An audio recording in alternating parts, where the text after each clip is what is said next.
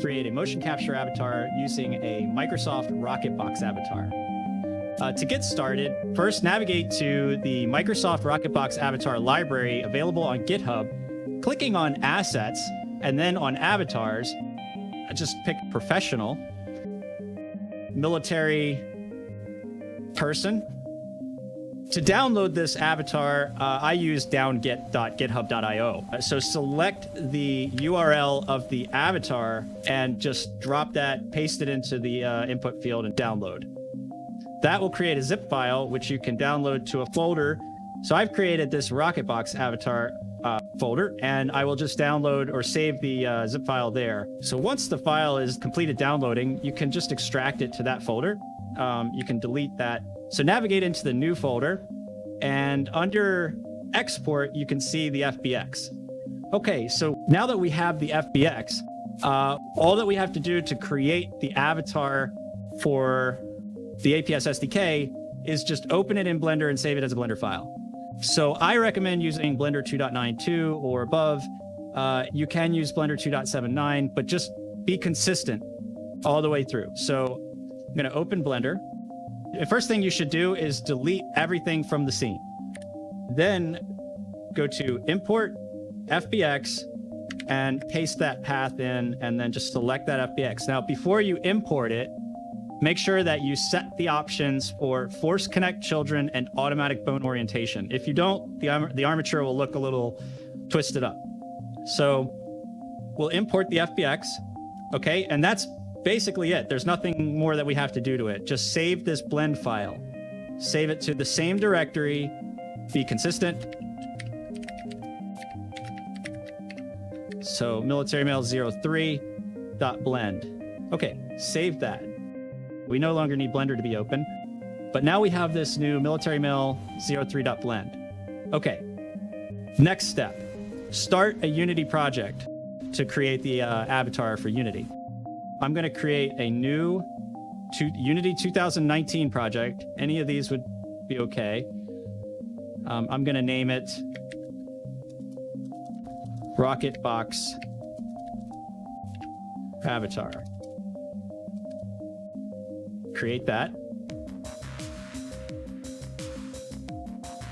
Once the project has been created, it's important to add the APS SDK. Now, this is the APS SDK version 3.4.7, which has the automation optimization for Rocketbox avatars. So I'm going to import the APS SDK into this new Unity project. Okay, so once that's finished, you see this new menu up here called the APS SDK. So under avatars, just select the avatar builder. That will open this new avatar builder window that you can dock. Now, under the avatar type, just select whichever type, click on import, navigate to where we saved the blend, and double click on that. You'll see the asset creator open up, and that's now, I forgot to mention something. You must stay consistent with which Blender version you use. And by default, when you first open the asset builder, it selects Blender 2.79 as the default, which is not capable of opening the .blend that we just created and resulted in the error. So to fix that, just click on Browse and navigate to the Blender 2.92 or whichever version you used, the executable, and select that. Then you should be able to import the avatar that we created. So now you see optimization running. This is the avatar asset, which is the Mocap avatar. We'll fix all of the textures. Just go ahead and press append, and you can see now it's added this new avatar. Double click on the mesh, and then here under the materials, expand each one, set the color for each material.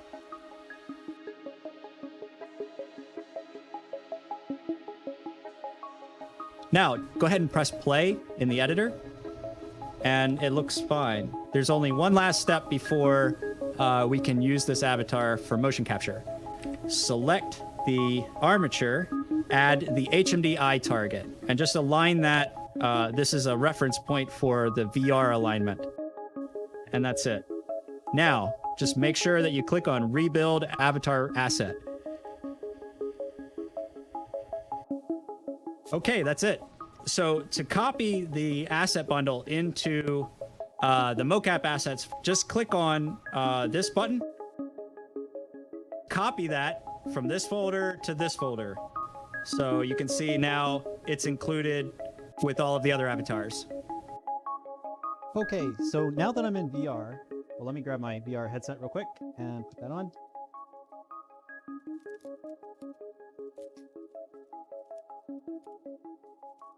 Okay, so now that I'm in VR, first thing I would want to do is navigate to the avatar browser and find the new avatar.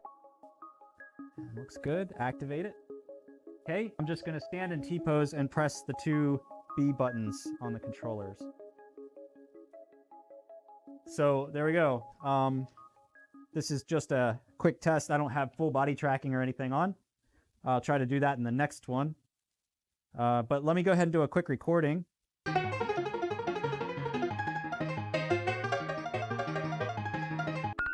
Okay, so there we go. We just did some motion capture. So last thing I want to do is export it to Blender. I'll just give it a name. Export. Okay, so there's the content for building the Blender scene. I'm going to open the scene loader. So I'll open Blender 2.92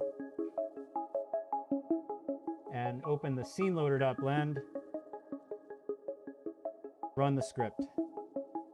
You see now everything's imported into Blender. All I have to do is start the animation, and there you go. Like a render with some lights. Let's see here. Let me see if I can add a light